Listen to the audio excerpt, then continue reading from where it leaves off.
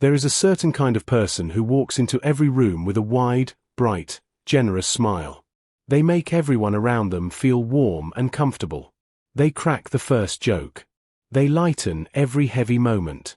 From the outside, they appear to be the happiest person alive. But behind that laughter, something heavier is quietly living. A grief that never gets named. A sadness that shows up in the silence of 3 a.m. when the humor finally runs out and the room is completely empty and there is no one left to perform for. But if you know someone like this, or if you are someone like this, then you already understand something that most people around you have completely missed. That the loudest laugh in the room sometimes belongs to the person carrying the most pain inside it. Today we are going to decode the psychology of people who always laugh to hide their pain. Why they became this way. What is happening inside their brain.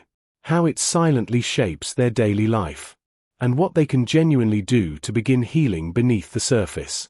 So the first question we have to ask is this. Why does a person choose laughter as armor? Why not silence? Why not anger? Why not withdrawal? The answer is not simple. Because this pattern does not come from one single place. It comes from two very different origins. The first group are people born with what researchers call sensory processing sensitivity, or SPS.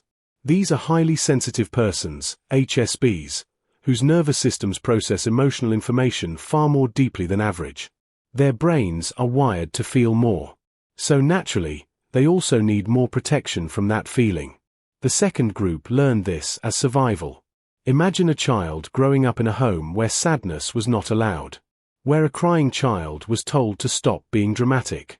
Where the only way to receive warmth from a parent was to be entertaining, to be cheerful, to perform happiness so that the adults would not disappear. In both cases, the brain learns the same lesson.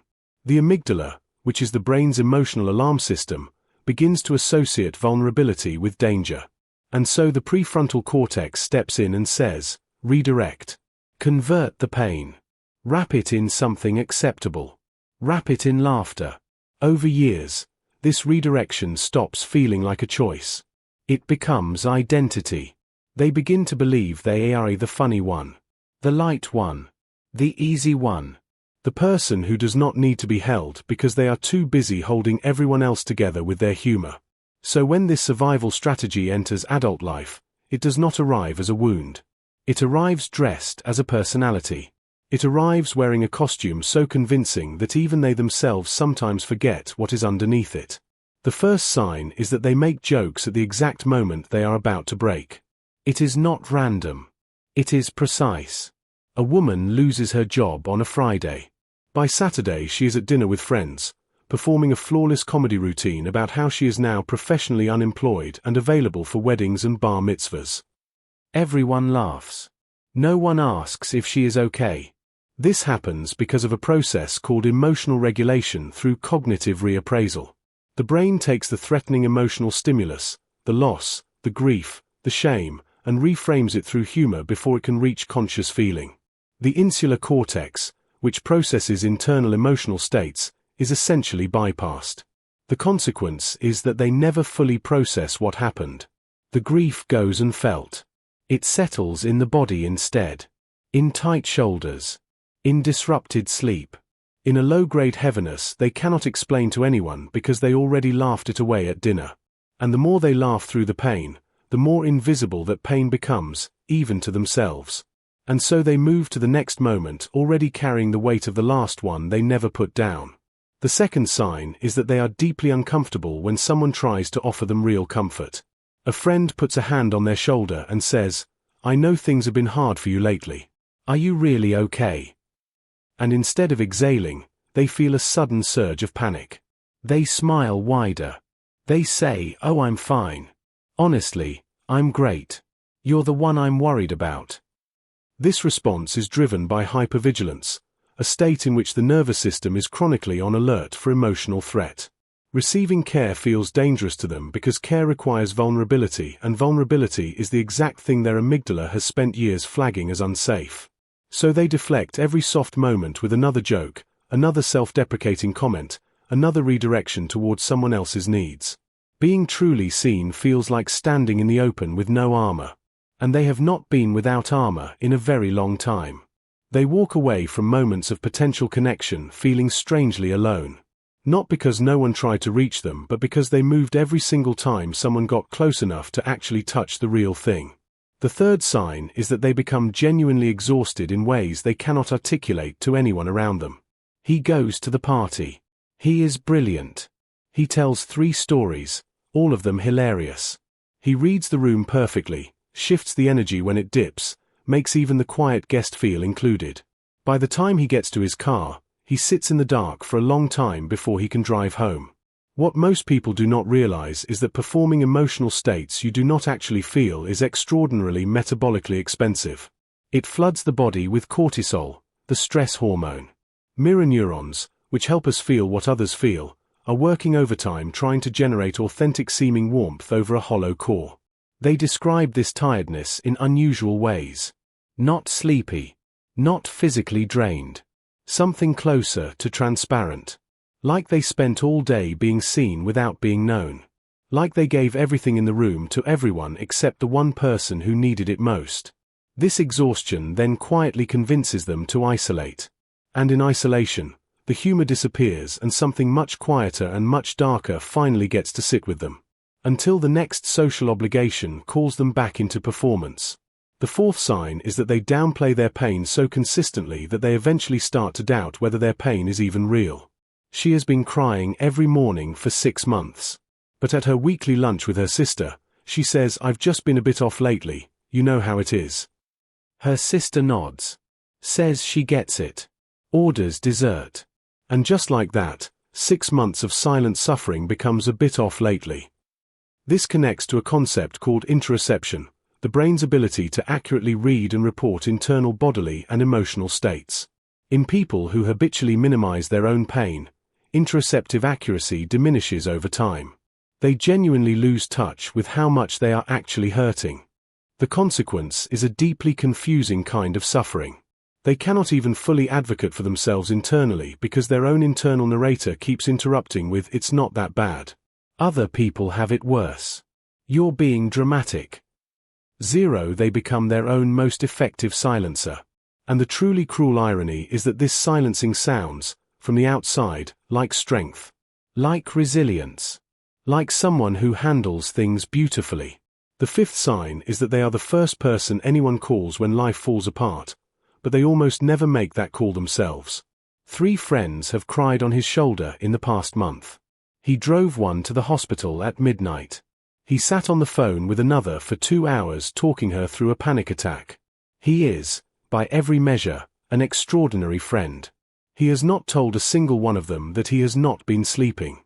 This pattern is connected to what psychologists call theory of mind, the ability to model and respond to the emotional states of others. These individuals have an almost extraordinary capacity for cognitive empathy. Their default mode network, the brain system involved in social cognition, is highly activated around other people's pain. But while they are exquisitely tuned to everyone else's emotional frequency, they have systematically muted their own signal. Helping others feels meaningful, manageable, and safe. Being helped feels exposing and deeply uncomfortable and almost unbearable. So they pour endlessly into other people's cups while quietly pretending their own cup is already full. And the loneliness of this is a very particular kind. Because they are surrounded by people who love them and still feel profoundly, mysteriously alone. And here is what most people never stop to realize. These people are not performing happiness because they are shallow or dishonest. They are performing it because at some point in their life, performing it was the only way to be loved. The laughter was never fake. It was the most creative, courageous, exhausting act of survival they knew how to offer. So what can they do? They cannot simply turn this off. The pattern is neurological, emotional, and deeply personal. It was written into them by years of lived experience. But it can be gently, gradually, and compassionately rewritten. The first freeing principle is naming the emotion before performing over it. When they feel the urge to make a joke at the moment something hurts, they can learn to pause first, even for 3 seconds, and name the actual feeling internally. Not to share it. Just to acknowledge it exists.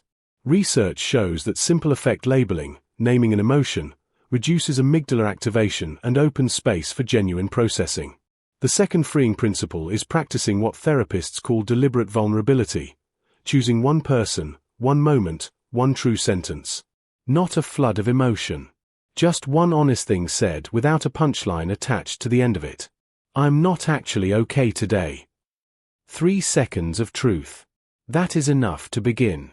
The brain learns safety through small repeated experiences of being seen without consequence.